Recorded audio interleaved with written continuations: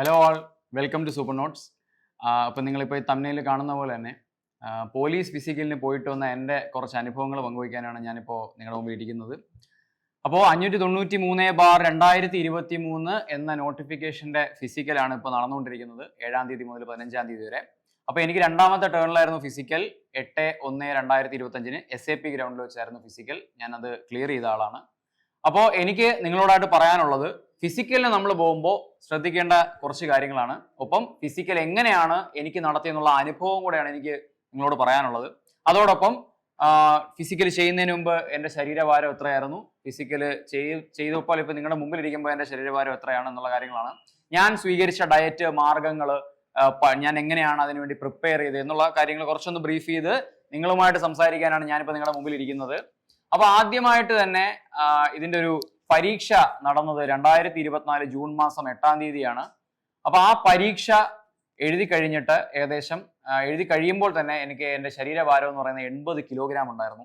അപ്പൊ 80 കിലോഗ്രാം വെച്ചുകൊണ്ട് ഒരാൾക്ക് ഫിസിക്കൽ ചെയ്യുക എന്നുള്ളത് ഹെൽത്തി ആയിട്ട് ഒരാളെ സംബന്ധിച്ച് പറ്റും. പക്ഷെ എന്നെ പോലെ യാതൊരു സ്പോർട്സ് ബാക്ക്ഗ്രൗണ്ടും ഇല്ലാതെ സ്കൂളിൽ ഒരു ഓട്ട മത്സരത്തിന് പോലും പങ്കെടുത്തിട്ടില്ലാത്ത ഒരാളെ സംബന്ധിച്ചിടത്തോളം ഫിസിക്കൽ പ്രാക്ടീസ് ചെയ്യുക എന്നുള്ളത് ഒരു ടാസ്ക് ആയിരുന്നു.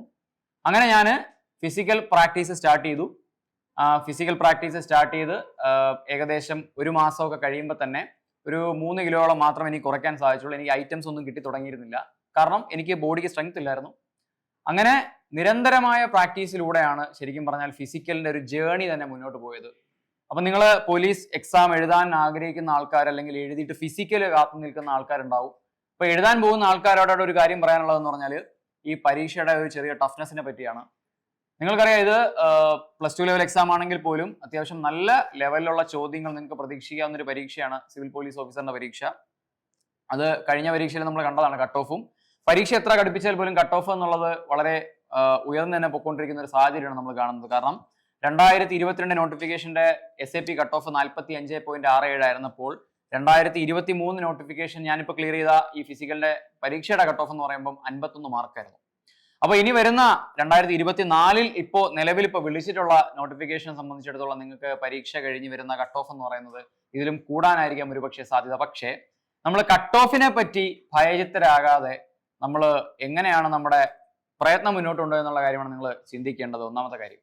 ഇനി ഒരു കാര്യം നിങ്ങൾ ശ്രദ്ധിക്കേണ്ടത്, ഞാൻ ഫിസിക്കൽ ചെയ്യാനായിട്ട് സ്വീകരിച്ച 1-2 ഡയറ്റ്സിനെ പറ്റിയാണ് ഞാൻ ഇനി നിങ്ങളോട് ഒന്ന് ബ്രീഫ് ചെയ്ത് പറയാനായിട്ട് പോകുന്നത്.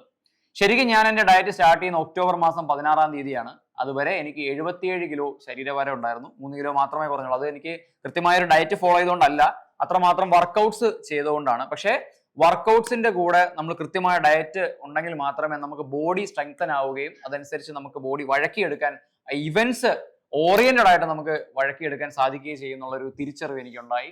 അങ്ങനെ ഒക്ടോബർ 16-ാം തീയതി മുതൽ ഇന്റർമിറ്റന്റ് ഫാസ്റ്റിംഗ് എന്ന് പറയുന്ന ഒരു രീതിയാണ് ഞാൻ ആദ്യമായിട്ട് സ്റ്റാർട്ട് ചെയ്തത്.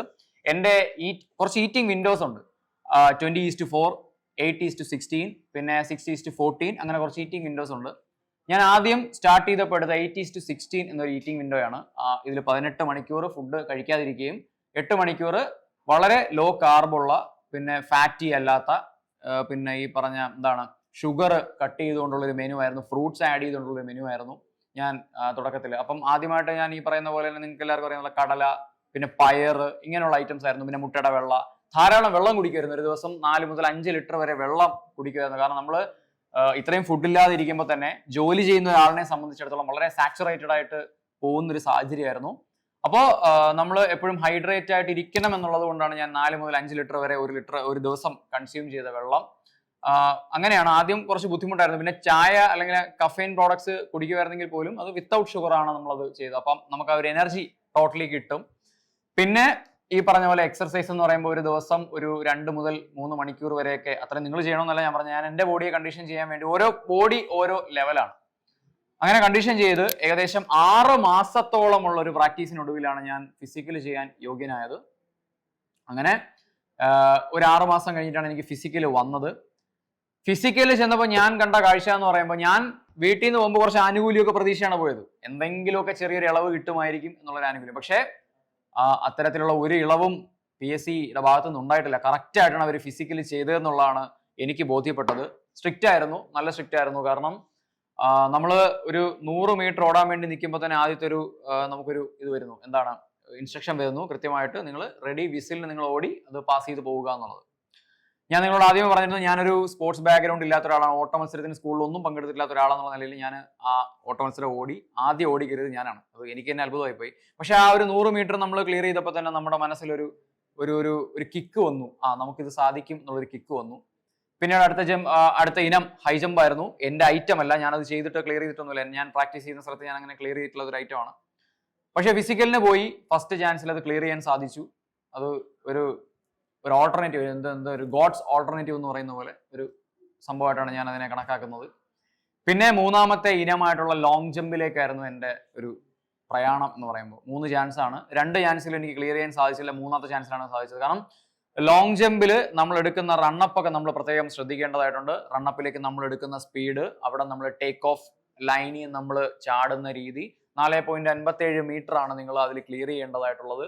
വരയിൽ ചവിട്ടിയാൽ പോലും PSC പാസ് വിളിച്ചിട്ടില്ല. കാരണം ഞാൻ ആദ്യം വരയിലാണ് ചവിട്ടി, എനിക്ക് പാസ് തന്നില്ല. രണ്ടാമത് ഞാൻ വര കഴിഞ്ഞു, പക്ഷേ എൻ്റെ കാല് ഫൗളായിപ്പോയി. ഈ ടേക്ക് ഓഫ് ബോർഡിന് വെളിയിലേക്ക് എൻ്റെ കാല് പോവുകയും ഞാൻ പിന്നെ ഈ പറയുന്ന പോലെ വരയുടെ വെളിയിലോട്ട് പോയി ഫൗൾ ആവുകയും ചെയ്തു. പിന്നെ 3ാമത്തെ അറ്റംപ്റ്റിലാണ് ഞാൻ അത് ലോങ് ജമ്പ് ക്ലിയർ ചെയ്യുന്നത്. അങ്ങനെ ലോങ് ജമ്പ് ക്ലിയർ ചെയ്ത് കഴിഞ്ഞ് പിന്നെ അടുത്ത ഐറ്റം എന്ന് പറഞ്ഞാൽ നമ്മൾ ഷോർട്ട് പുട്ടാണ്.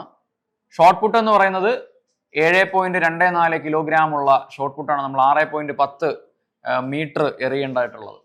അവിടെയും ലൈനിൽ വീണാൽ അവർ പാസ് തരില്ല, ലൈന് ക്രോസ് ചെയ്യണമെന്ന് അവർ പറഞ്ഞിട്ടുണ്ട്.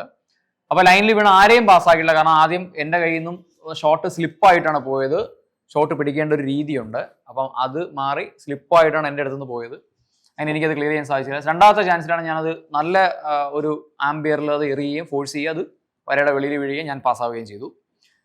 പിന്നെ 5ാമത്തെ ഐറ്റമായിട്ടുള്ള ക്രിക്കറ്റ് ബോൾ ത്രോ ഞാൻ സ്കിപ്പ് ചെയ്യേണ്ടായി. കാരണം എനിക്ക് കൈക്കുള്ള റോപ്പ് ക്ലൈമ്പിങ് ആൻഡ് ചിന്നിങ് എന്നുള്ള ഇവന്റ് എൻ്റെ ഇവന്റ് ആണ്. അപ്പം സ്വാഭാവികമായിട്ടും അതിൽ പ്രശ്നം വരാതിരിക്കാനായിട്ട് ഞാൻ ക്രിക്കറ്റ് ബോൾ ത്രോ സ്കിപ്പ് ചെയ്യേണ്ടായി.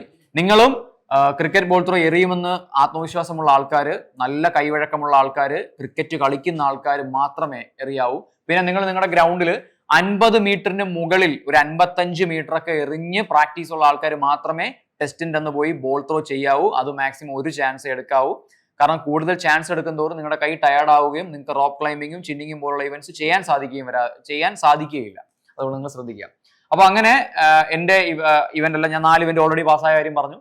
പിന്നീട് ബ്രേക്കിന് ശേഷം റോപ്പ് ക്ലൈമ്പിംഗ് ആയിരുന്നു. 3.57 മീറ്റർ ക്ലൈംബ് ചെയ്ത് കഴിയുമ്പോഴാണ് ഒരു റെഡ് റിബൺ മുകളിൽ കിട്ടിയിരിക്കും. ഈ റെഡ് റിബണിൽ പിടിച്ചാൽ നിങ്ങൾക്ക് പാസ് തരില്ല. കാരണം റെഡ് റിബണ് മുകളിൽ നിങ്ങളുടെ 2 കൈയും നിങ്ങൾ ക്രോസ് ചെയ്ത് പിടിക്കുമ്പോഴാണ് നിങ്ങൾ പാസ്സാവുക. ഞാൻ അങ്ങനെ പിടിച്ച് പാസ്സായി ഞാൻ എൻ്റെ ഇവന്റ് കംപ്ലീറ്റ് ചെയ്തിറങ്ങി. അപ്പൊ എനിക്ക് മനസ്സിലായ ഒരു കാര്യം എന്ന് പറഞ്ഞാൽ 80 കിലോ ശരീരഭാരമായിട്ട് യാതൊരു സ്പോർട്സ് ബാക്ക്ഗ്രൗണ്ടും ഇല്ലാതെ ഫിസിക്കൽ പ്രാക്ടീസ് ചെയ്ത ഒരു വ്യക്തിയായിരുന്നു ഞാൻ.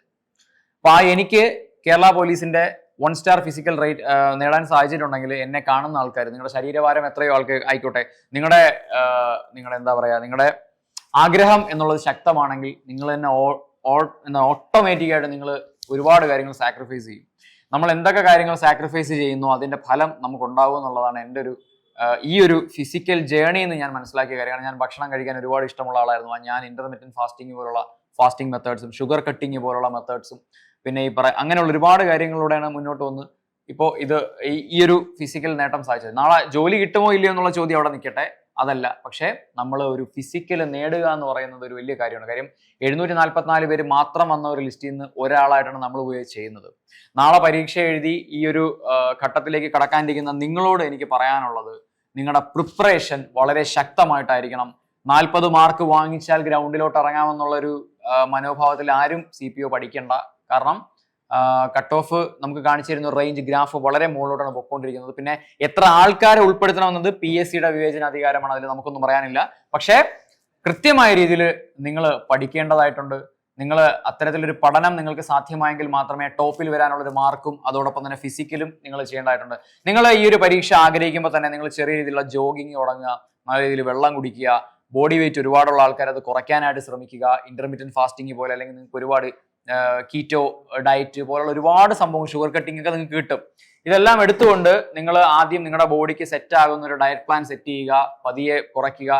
ഡയറ്റ് ചെയ്ത് വീട്ടിൽ ഇരുന്നിട്ട് കാര്യമില്ല, നമ്മൾ അതോടൊപ്പം വർക്കൗട്ട് ചെയ്താൽ മാത്രമേ നമുക്ക് ഒരു എൻഡുറൻസ് കപ്പാസിറ്റിയും അതോടൊപ്പം തന്നെ നമ്മുടെ ആ ഒരു സ്ട്രെങ്ത്തും ഫിസിക്കൽ കോർ സ്ട്രെങ്ത്തും കാര്യങ്ങളെല്ലാം നമുക്ക് കിട്ടും. അപ്പൊ ആ ഒരു കാര്യം നിങ്ങൾ കൃത്യമായിട്ട് മനസ്സിൽ വെച്ചിരിക്കുക. പിന്നെ നമ്മളിപ്പോൾ അതാ നിങ്ങളോട് പറയാനായിട്ട് പോകുന്ന ഒരു കാര്യം, അതായത് ഫിസിക്കലിന്റെ കാര്യം മുഴുവൻ ഞാൻ പറഞ്ഞു, റിട്ടേണിന്റെ കാര്യം എപ്പോഴും എനിക്ക് പറയേണ്ടതായിട്ടുണ്ട്. നമ്മൾ സൂപ്പർ നോട്ട്സ് നിങ്ങൾക്ക് വേണ്ടി അവതരിപ്പിക്കുന്ന കോഡ് യൂണിഫോം 2025 എന്ന് പറയുന്ന ബാച്ച്. ആ ബാച്ചില് ഒരു പ്രത്യേകത എന്ന് പറഞ്ഞാൽ ഇപ്പം CPM മാത്രമല്ല, ഫയർ വരുന്നുണ്ട്, എക്സൈസ് വരുന്നുണ്ട്. സമാനമായ ഫിസിക്കൽ തന്നെയാണ് ഇത് രണ്ടിനും ഉള്ളത്, സമാനമായ സിലബസ് തന്നെയാണ് പഠിക്കാനും ഉള്ളത്. അപ്പോൾ ഏകദേശം ഒരു 10ഓളം വരുന്ന കോഴ്സ് ലെവൽ പരീക്ഷകളെ കൂട്ടി യോജിപ്പിച്ചുകൊണ്ടുള്ള ഒരു ബാച്ചാണ് കോഡ് യൂണിഫോം 2025. ഈ ഒരു ബാച്ചിലേക്ക് ഞങ്ങൾ നിങ്ങളെ ഏവരെയും സ്വാഗതം ചെയ്യുകയാണ്. ഈ ബാച്ചിലോട്ട് കയറി നിങ്ങൾ പഠിക്കുന്നതിനോടൊപ്പം തന്നെ നിങ്ങൾ ശാരീരികമായിട്ടുള്ള കാര്യങ്ങൾ നിങ്ങൾ ചെയ്യുക. ശാരീരികമായ നിങ്ങളുടെ ഫിസിക്കൽ കാര്യങ്ങൾ, അതിനുവേണ്ടി ചെയ്യാൻ പറ്റുന്ന കാര്യങ്ങൾ, ഓടുക, ഡയറ്റ് എടുക്കുക, കാര്യങ്ങളെല്ലാം നിങ്ങൾ കൃത്യമായിട്ട് ചെയ്യേണ്ടതായിട്ടുണ്ട്.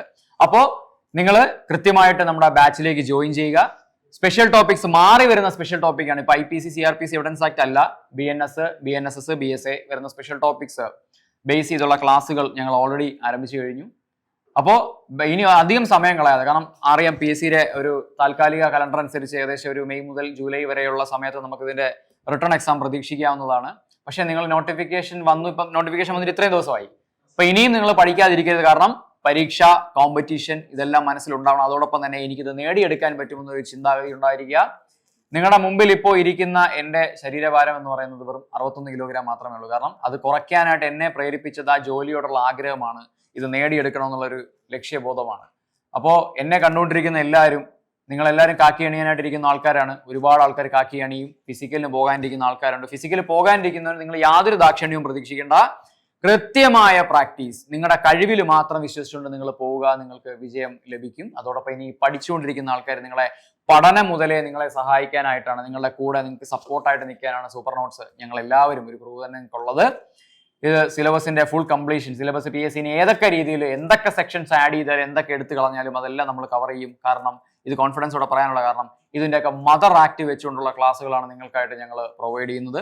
അപ്പോൾ ഞങ്ങളുടെ ബാച്ചിലേക്ക് വരിക, നമുക്ക് ഒരുമിച്ച് പഠിക്കാം, ഒരുമിച്ച് നേടാം. ഈ പറയുന്ന കോഡ് യൂണിഫോമിന്റെ ഭാഗമായിട്ട് ഒരു സർക്കാർ ജോലി എന്ന് പറയുന്ന പോലെ അതിനേക്കാൾ ഉപരി ഒരു ഫോഴ്സ് ലെവൽ ജോലി നമുക്ക് കോഡ് യൂണിഫോമിന്റെ ഭാഗമായിട്ട് നേടാം. അപ്പൊ നിങ്ങളെല്ലാവരെയും ബാച്ചിലേക്ക് നമ്മൾ ഇൻവൈറ്റ് ചെയ്യാണ്. ഒപ്പം നിങ്ങൾ നിങ്ങളുടെ ആരോഗ്യം ശ്രദ്ധിക്കുക. Okay, thank you.